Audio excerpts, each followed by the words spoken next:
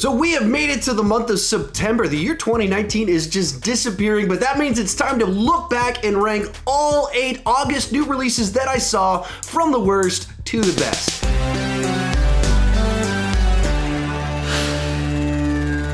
Hi, my name is Sean, and I started this channel because I was driving everyone around me crazy talking about movies way too much. If you can relate, you're probably in the right place. Consider clicking that subscribe button. With that in mind, go ahead and join me down below in the comment section. Share your ranking of the August new releases that you saw. We're gonna disagree, that's the fun part. Just don't be a jerk. With that said, let's get started. Coming in last place for me is Scary Stories to Tell in the Dark.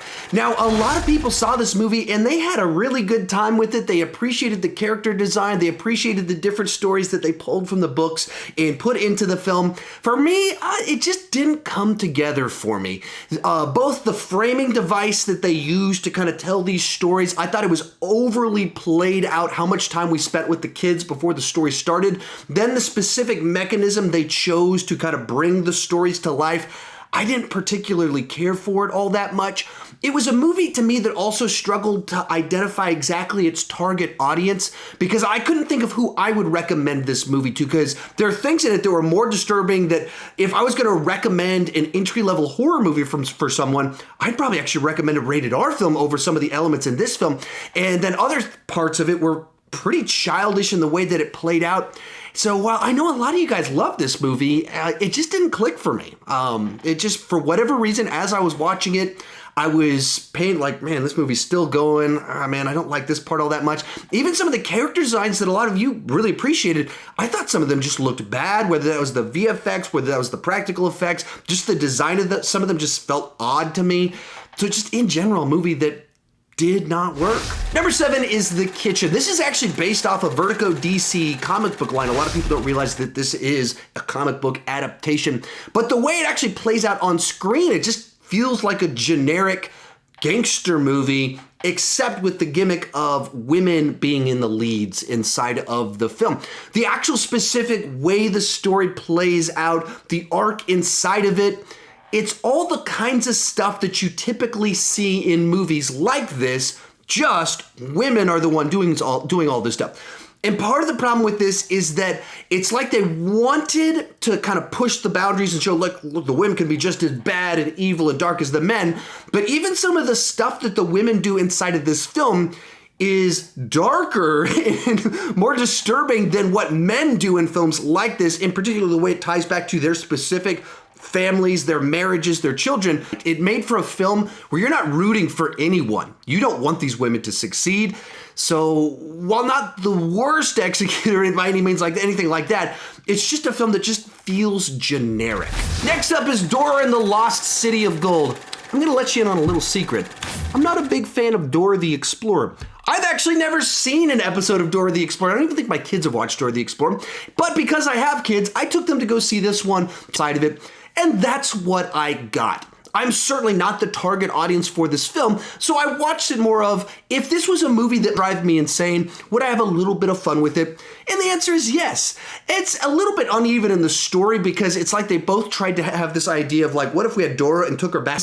In which case, it's like these movies don't entirely go together. It seems like you set up this whole 25-minute intro where you take her away from the jungle just to come up with an excuse to take her back to the jungle. That's a bit of an odd way to tell a story like this. It's got its problems. It's not amazing, but I'm also not the target audience. Did it do what it was aiming to do, which was entertain my kids? Yes, it did that. Did it drive me crazy as a grown-up? No, it did not.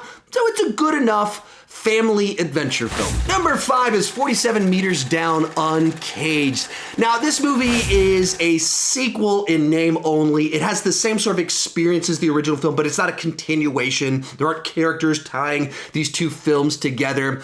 And as for just a survival, claustrophobic shark thriller, it did its job.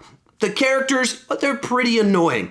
The scenario, pretty ridiculous here. But once it kind of, the story kicked in, once they got trapped in these caves underground and there's sharks, it did what it was supposed to do, which was kind of pull out that primal fears from us. So one of the things that this one added from the previous film is that our characters don't really have a safe place to go.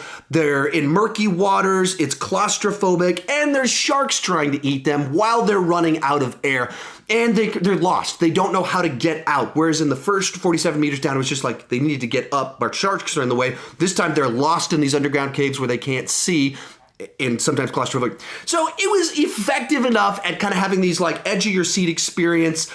Like I said, there's not a whole lot of story here. There's not a lot of character development here, but the actual experience that I wanted from this film, I got it. I didn't get anything else, but I got just what I needed to be like, all right, yeah, that was a good enough little survival shark film. Coming in at number 4 is Angel Has Fallen, the third film in the Mike Banning or the Has Fallen trilogy, and it's another serviceable enough throwback action film. This franchise has always basically existed to give rated R action movies to fans of rated R action movies. They've never had groundbreaking plot lines. They've never tried to reinvent the genre. They just went, no one's making these rated R action movies right now. Let's have our own little franchise for this. Gerard Butler is perfect in these kinds of films. And as a fan of throwback action films, I have a lot of fun with every single movie inside of this franchise, this one included.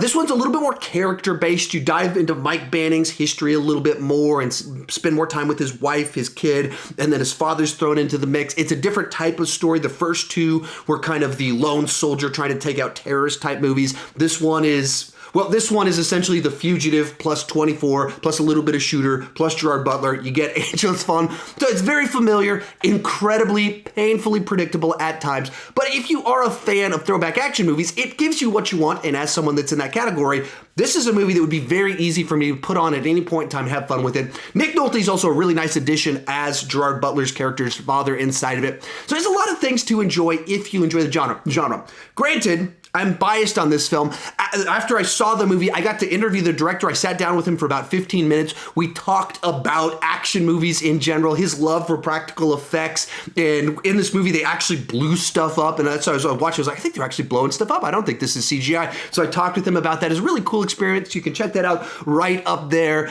But I'm probably a little biased towards the film, but I'm biased towards the genre in general. And I've always enjoyed Gerard Butler in films like this. So I'm pretty easy to please when it comes to a movie like this. Real quick, before I give you my top 3, be sure to share your ranking of the August new releases you saw down below in the comment section. Also, once this video is done, if you don't know, I do have an Instagram account for my Sean Chandler Talks About persona. I'm very active on there. I make a couple of posts per day. I post a bunch of stories. Very active in my direct messages. I'm pretty good at responding to almost everyone that messages me over there. So if you want a little bit more kind of access to the day-to-day life of me, you can check that out over on my Instagram. Here's my top 3. In third place is Angry Birds 2. I actually thought this was a pretty good improvement over the original film, simply because they focused the story a little bit more. The first one, you kind of had the 2 islands. This movie introduces a third island, so the 2 people that were rivals in the first film, they have to team up. Kind of turns into this spy thriller type movie as they have to infiltrate the third island to try and stop the threat there. And I just thought it made for an effective little family comedy that my kids were laughing at. It definitely made me chuckle at times and did what it was supposed to do. It didn't overstay its welcome, had some nice little joke setups. There are actually a couple jokes that I thought probably went a little bit too far for a kid's movie, but in general, delivered the exact experience that I wanted from the film. So I actually enjoyed it a good bit. Our runner-up is Ready or Not. This was actually one of my most anticipated films of the second half of the year. Samara Weaving's one of these actresses that I've seen in a couple smaller films, so I was very excited to see that she was starring in this one. The trailers reminded me of kind of a dark comedy version of You're Next. All of that sounded amazing to me. The movie itself, I wanted to love it. I didn't quite love it. I saw a lot of people online seem to have the experience that I was hoping to have with it, because the idea of Samara Weaving in a Your Next dark comedy, all that sounds perfect to me, with Adam Brody inside the mix and Andy McDowell, all of that, great.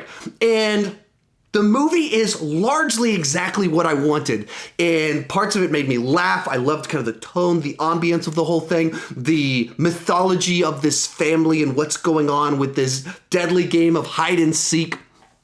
Where I started having problems with the film is as you moved into the second half, our lead character is more along for the ride. It never kind of turns around where she becomes the person proactively driving the story forward.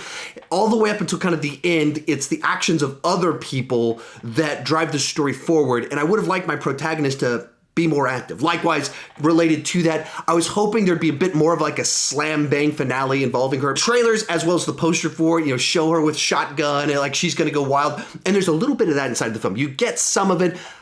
I was thinking they were gonna go further with some of that, and that kind of held it back from being this movie that I was hoping I was gonna love. I really liked it, but it could only be my number 2 of the month because I left a little bit disappointed, even though especially because it's an original film, it's quirky, it's different. I wanted to be able to I loved it. Wasn't quite there on this one. But coming in at first place is The Fast and the Furious presents Hobbs and Shaw. For me, this was one of the most fun films I have seen at the theaters this year. Is it dumb? Absolutely. Is it totally incoherent and illogical? Absolutely. Is it totally inconsistent with the established lore of the Fast and Furious movies? Totally. Is it just a ton of fun to watch Jason Statham and The Rock team up with Vanessa Kirby to battle a genetically enhanced Idris Elba and all of his soldiers? Yeah, that's a ton of fun. And this is a movie that it wants to entertain you. That's its goal. What do we need to do to entertain our audience? And if we have to throw out credibility a little bit, if we got to get a little bit wacky, if we got to embarrass ourselves, let's do it, as long as we can provide some cheesy fun for our audience. And that's what this movie gave me. So for me, I call these Taco Bell movies. They are cinematic fast food. It's not necessarily the best stuff, not the best ingredients. It's stuff that you love and you can easily consume. This isn't going to be everybody's cinematic fast food. It's absolutely my cinematic fast food. For me, as of right now, this is the Taco Supreme of the year 2019. So it comes in at number 1. If you want to check out my Instagram account, the link is down below in the description. If you want another video right now, check out that one right over there. I don't even know what YouTube is recommending to you right now, but I'm sure it's absolutely amazing. Thank you so much for watching, and keep talking movies too much.